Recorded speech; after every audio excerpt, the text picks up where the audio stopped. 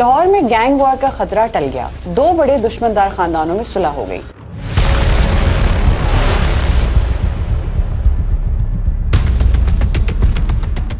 जराये के मुताबिक सुलह की तकरीब ख्वाजा तारीफ बट उर्फ तीफी बट के घर पर हुई, जिसमें तीफी बट ग्रुप और कैसर बट ग्रुप के माबैन सुलह हुई, जिसमें शफकत बग्गा बट, इसरार बट और ताजिर रहनुमा शरीक हुए। तीफी बट के बहनोई जावेद बट के कत्ल में कैसर बट नामजद मुलजिम थे। दूसरी जानिब कैसर बट ग्रुप ने अमीर बलाश ट्रकावाला ग्रुप से लाताल्लुकी का इजहार कर दिया। वाज़ेह रहे कि ट्रकावाला खानदान के लिए अंदरून लाहौर के मुबैना अंडरवर्ल्ड के चंद बड़े किरदारों से दुश्मनी की बुनियाद बिला ट्रकावाला के कत्ल के बाद पड़ी। ट्रकावाला का गुड्स ट्रांसपोर्ट का भी एक वसी कारोबार है और यहीं से गालिबन उनके नामों के साथ ट्रकावाला का इजाफा हुआ। इस खानदानी दुश्मनी में अब तक टीपू ट्रकावाला, जावेद बट, अमीर बलाज, एहसन शाह जान की बाजी हार गए हैं। मजीद अपडेट्स के लिए देखते रहिए VNews.pk।